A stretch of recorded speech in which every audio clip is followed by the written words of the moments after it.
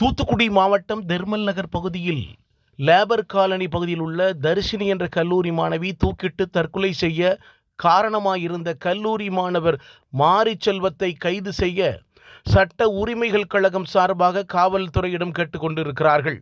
பாதிக்கப்பட்ட குடும்பத்தினர் நாளை சாலை மறியல் மற்றும் பெண்ணின் உடலை வாங்க மறுக்கும் போராட்டமும் நடத்தியிருக்கிறார்கள்.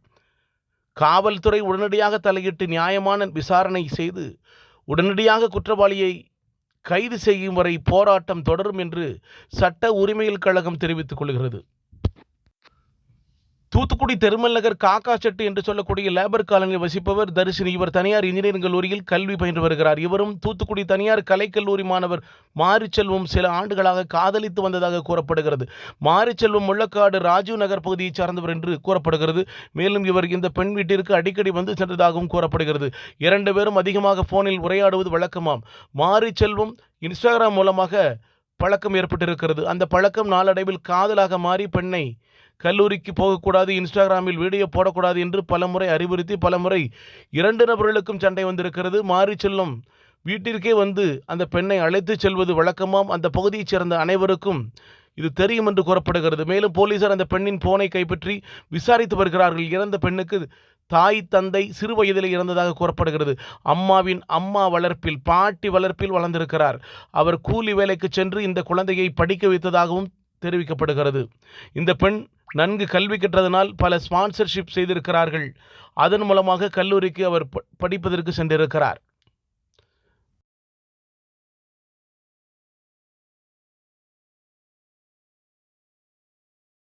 இன்னைக்கு தர்ஷினிங்கிற பொண்ணு சூசைட் பண்ணி இறந்து போயிட்டா.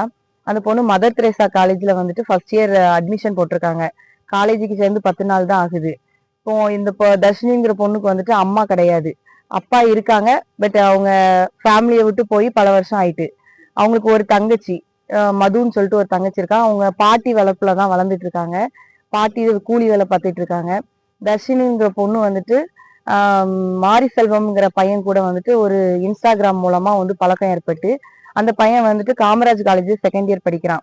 இன்னைக்கு ரெண்டு பேருக்கும் பயங்கர சண்டையில அந்த பொண்ணு அந்த பையன் கிட்ட பேசுறது, அந்த பையன் இந்த பொண்ணு கிட்ட பேசுறது, ரெண்டு பேரும் சண்டை போட்டிருக்காங்க. அந்த பையன் வீட்டுக்கு இந்த பொண்ணு கிட்ட சண்டை போடுறதும், இன்ஸ்டாகிராம்ல ஸ்டோரி போட்டா ஏன் ஸ்டோரி போட்டேன்னு சொல்லி சண்டை போட்டு இந்த மாதிரி இவங்களுக்குள்ள வாக்குவாதம் வந்திருக்கு. இதை இவங்க தங்கச்சி மதுங்கிற பொண்ணு ஏன் இப்படி பண்றான்னு சொல்லி இன்னைக்கு கேட்கும்போது அவங்க ரெண்டு பேருக்கும் சின்ன சின்ன பிரச்சனைகள் வருது. அதை அவங்க சித்தி மூலமா கொண்டு போறாங்க. அவங்க சித்தி வெளியூர்ல இருக்காங்க. அவங்க கிட்ட கொண்டு போய் இந்த இதை பேசிட்டு வரும்போது இந்த பொண்ணு வெளியே போயிட்டு திருப்பி வீட்டுக்குள்ள வர்றதுக்குள்ள அந்த பொண்ணு சூசைட் பண்ணி இறந்து போயிட்டா. இறந்து போனதுக்கு அப்புறமும் மாரிச்செல்வன்கிற பையன் இந்த பொண்ணுக்கு மறுபடியும் கால் பண்றான். கால் பண்ணும்போது இந்த மாதிரி இந்த மதுங்கிற பொண்ணு என்ன சொல்றா அப்படின்னா, எங்க அக்கா சூசைட் பண்ணி இறந்து போயிட்டாங்கிற தகவலை சொல்றா. அந்த பையன் அவ்வளவு நேரம் கண்டினியூஸா போன் பண்ணி அந்த பொண்ணை டார்ச்சர் பண்ணிட்டு இருந்த பையன் சூசைட் பண்ணிட்டான்னு சொன்னதும் எனக்கும் அந்த பொண்ணுக்கும் எந்த சம்மந்தமும் கிடையாது, அந்த பொண்ணு யாருன்னு எனக்கு தெரியாதுன்னு சொல்லிட்டு அந்த இதை அப்படியே விட்டுட்டாங்க. இப்போ இந்த பொண்ணு பாடி ஜிஹெச்ல இருக்குது. இது வரைக்கும் என்ன ஒரு ஆக்ஷனும் எடுக்கல. இப்போ நாங்க கம்ப்ளைண்ட் கொடுக்கறதுக்காக தெர்மல் ஸ்டேஷனுக்கு நாங்க வந்திருக்கோம். இங்க அவங்களோட சொந்தக்காரங்க எல்லாரும் வந்திருக்காங்க. அவங்க பாட்டி, வயசான பாட்டி இங்க அழுதுகிட்டே இருக்காங்க. அவங்கதான் சின்னதுல இருந்தே வளர்த்துட்டு இருக்காங்க. சின்ன வயசுலயே ஒரு 4-5 வயசுலயே அந்த அம்மா இறந்து போயிட்டாங்க. இது வரைக்கும் இவங்க ஃபேமிலி மட்டும்தான் அந்த பிள்ளைங்களை பார்த்துட்டு இருக்காங்க. அந்த தர்ஷினிங்கிற பொண்ணுக்கு நியாயம் கிடைக்கணும். அதுக்காக தான் அவங்க ஊர் மக்கள் எல்லாரும் சேர்ந்து இங்க நிக்கிறாங்க. கண்டிப்பா நாங்க கம்ப்ளைண்ட் கொடுத்துருக்கோம். அதுக்காக ஏற்ற நியாயத்தை கண்டிப்பா தற்கொலை பண்றதுக்கு தூக்கு போடுறதுக்கு வயசு இல்லை, ஆனா தூக்கும் போட மாட்டான். அவ ரொம்ப போல்டான பிள்ளை, நல்லா படிப்பா, ஆனா தூக்கு போடுற முடிவெல்லாம் எடுக்க மாட்டான். அந்த பொண்ணுக்கு 17 வயசு தான் ஆகுது. பர்த் சர்டிபிகேட் படி 2008ல பிறந்திருக்காங்க. இன்னைக்கு அந்த பொண்ணுக்கு பிறந்த நாள் 17 வயசு தான் ஆகுது. அந்த பொண்ணு அவ்வளவு சூசைட் பண்ற அளவுக்கு உள்ள பொண்ணு கிடையாது. நல்ல போல்டான பொண்ணு. என்ன காரணம் என்னங்கிறத காவல்துறை சீக்கிரமா துரிதமா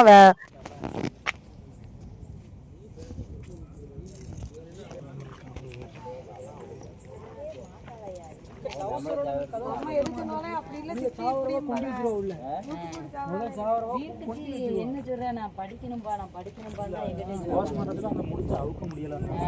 அவ்வளவு டைட்டா அவ கட்டிடுவாளா? அவ கட்டுவா, ஒரு சேலையே அவளுக்கு கட்ட தெரியாது. அதான் எனக்கு ஒரு சந்தேகம், வேற என்ன?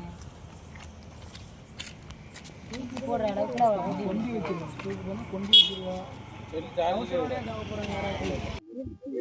வீடு வந்து நான் தர்ஷினியோட சித்தி பேசுனேன்.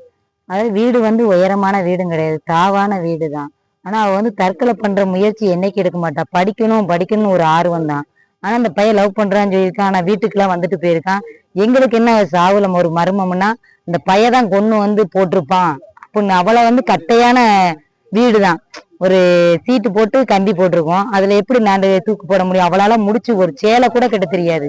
ஒரு 17 காலேஜ் முடிச்சு, இப்பதான் 12 முடிச்சு ஒரு காலேஜ் சேர்ந்திருக்கா. ஒரு சேலை கூட கட்ட தெரியாது, எப்படி முடிச்சு போட்டு தூக்கு போட்டிருப்பா? அவ்வளவு உயரமான வீடும் கிடையாது. அவன் கொண்டுதான் போட்டிருப்பான் அவங்களும். எங்களுக்கு சந்தேகமா இருக்கு. நீங்க வந்து இந்த சாவுல ஒரு மர்மம் இருக்கு, நீங்க கண்டுபிடிச்சு கொடுங்க. ட்ரெஸ் வந்து இப்படி சாவையில அப்ப எப்படி நான் நீட்டான ட்ரெஸ் போட்டு ஒரு சாக்ஸ் ஒரு மேல வந்து ஒரு பனியன் தான் போட்டிருக்கா. அது எப்படி அந்த பிள்ளை அப்படி சாவும்? இவங்கதான் ஏதோ எங்களுக்கு இந்த சாவுல வந்து ஏதாச்சும் பண்ணிருப்பானோன்னு எங்களுக்கு ஒரு சந்தேகம் இருக்கு. என் பிள்ளைமே வீட்டை விட்டு வெளியே வரல. வீடு வந்து லாக் பண்ணல. சாவுறவங்க வந்து லாக் பண்ணிட்டு தான் சாவுவாங்க.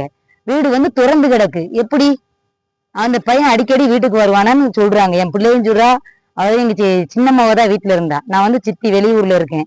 சின்னம்மாவை வந்து எப்படி இப்படி ஆனச்சிங்க, வீடு வந்து லாக் திறந்தா கிடக்கு சித்தி. வீட்டுல வந்து கட்டையான சோத்துல அவன் அடிச்சுதான் போட்டிருப்பான் சித்தி, அவன் வந்தான் சித்தி அப்படின்னு என் அம்மாவா சொல்றா. சின்னம்மாவை எனக்கு சொல்றா. அது தெரிஞ்சதுதான் எங்களுக்கு தெரியுது.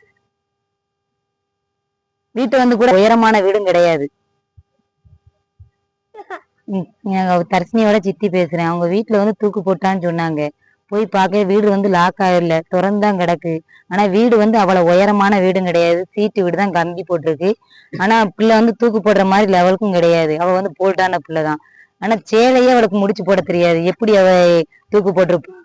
ஆனா அந்த பையன் வந்து வந்திருக்கான் வீட்டுக்கு வந்து அடிச்சிருப்பான். அடிச்ச உடனே மூஞ்சி வந்து அவளுக்கு காதுல போட்டு இந்த கம்மல் நெளிஞ்சிருக்கு. கழுத்துல ஒரு செயின் போட்டிருந்தா. அந்த செயின் வந்து டாலரே வந்து கிடக்கு. செயின் அந்த இதே காணும், டாலரையும் காணும். பிள்ளை வந்து சாக்ஸும் மேல ஒரு பனியும் தான் போட்டிருக்கா. தற்கொலை பண்ற பிள்ளை இப்போ கதவை அடைச்சிட்டு தான் யாரும் தற்கொலை பண்ணுவாங்க. இதை எப்படி தற்கொலை எப்படி பண்ணிருப்பா? எங்களுக்கு என்ன பயமா இருக்கு, அவன் தான் அடிச்சு கொண்டுட்டான்னு எங்களுக்கு ஒரு சந்தேகமா இருக்கு. என் பிள்ளையே இப்படிதான் செஞ்சிருக்கான், வந்திருக்கான். இந்த மாதிரி சாவரை வந்து தற்கொலை எதுவும் பண்ணாது. இவன் இந்த பையன் வந்து லவ் பண்ணு டார்ச்சர் பண்ணிருக்கான். எனக்கு வந்து இவன் கொலைதான் பண்ணிருக்கான். என் பிள்ளைய அடிச்சு தூக்கு போட்டின மாதிரி மாட்டி கெட்டி போட்டிருக்கான். என் பிள்ளை வந்து அப்படி செய்யாது. 17 வயசு பிள்ளை எப்படி செய்யும்? ஒரு சேலை கூட கெட்ட தெரியாத பிள்ளை எப்படி அதை முடிச்சு போட்டு சாவும்? முகமெல்லாம் வீங்கி இருக்கு. பிள்ளை கம்மல் அடிச்சு கம்மல் நெளிஞ்சிருக்கு, செயின்லாம் வந்திருக்கு.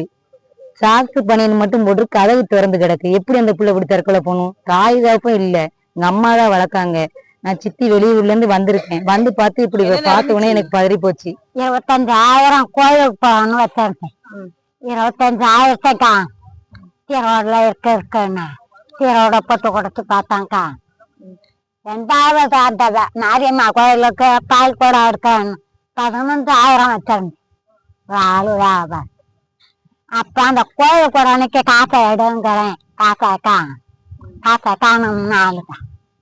2வது காதல் அரப்பன் தோடு போட்டிருந்தேன்.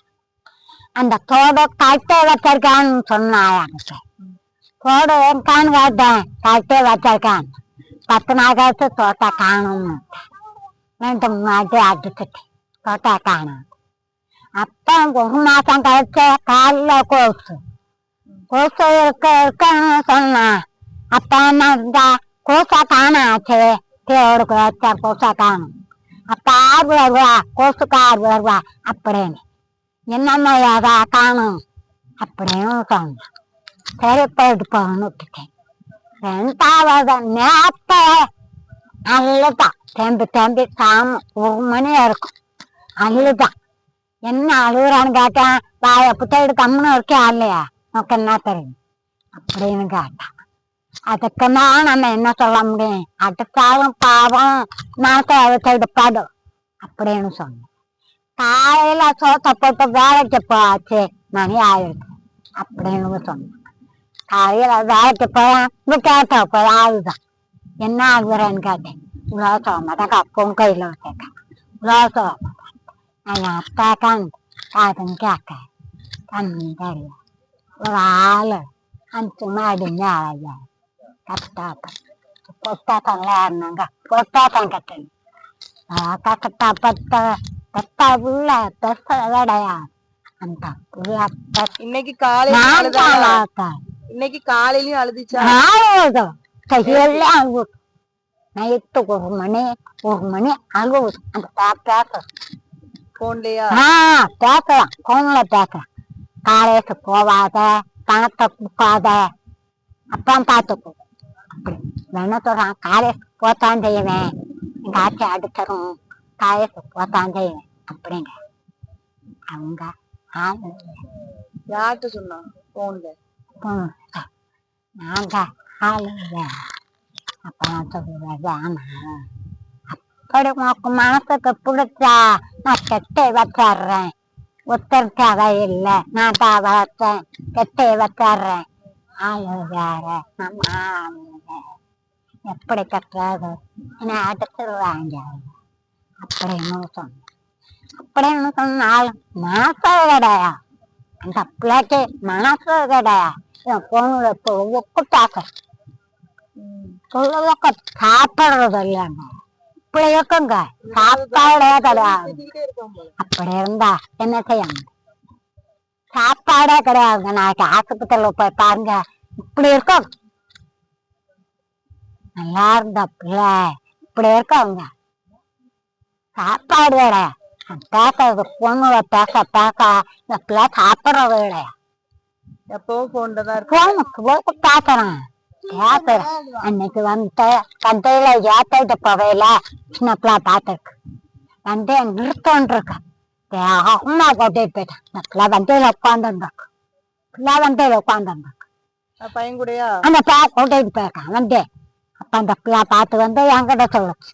நான் என்கிட்ட சொல்லுச்சு நான் வந்து பிடிச்சேன் ஆள் தெரியுமா ஆளு தரு இப்ப பார்த்தாங்க ஆளு தரு ஆளு தரு ஆள் தெரிஞ்சு அவ்வளோ சொல்லுவேன். அவ சொன்னா முத்தாவட்ட உள்ள ஆளுன்னு என்கிட்ட சொன்னேன். நான் சொன்னேன் முத்தாவரம் தான் சொன்னேன் சொந்தமா வீடு காட்சி அப்படின்னு சொன்னேன். அதான் வேற ஒன்றும் தெரியாது. இப்ப திறந்திருந்தா நான் திறந்து சட்டை பிடிச்சிருக்கானே தெரியாது.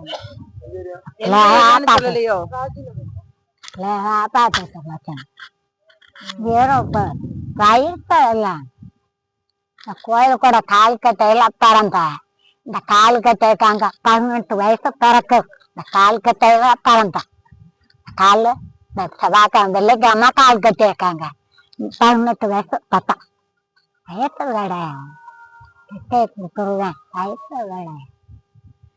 அவர் சின்ன பிள்ளையில இருந்து கொட்டில சத்தாயத்துல பணம் கொடுத்து படிக்க வளர்த்தா நான் பாத்துக்கிறேன் இருக்காத தெரியல போயிட்டு. காலையில வேலைக்கு உங்களை யார் அனுப்புனா? எங்க வேலைக்கா வேலைக்கு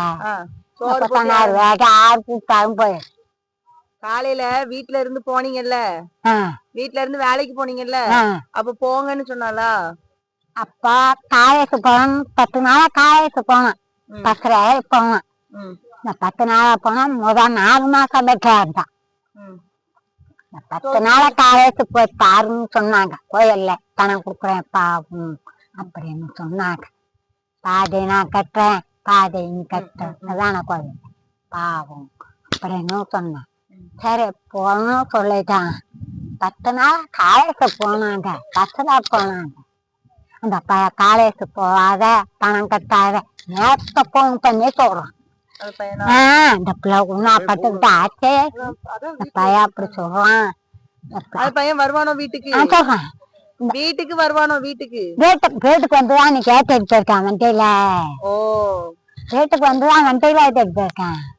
வந்துதான் ஏற்ற போயிருக்கேன். காலேஜ் போக கூடாதுன்னு வந்து இந்த பிள்ளை பாத்துருக்கேன். பள்ளிக்கூடம் வயல வண்டியில போய் இந்த பிள்ளை பாத்துருக்கு.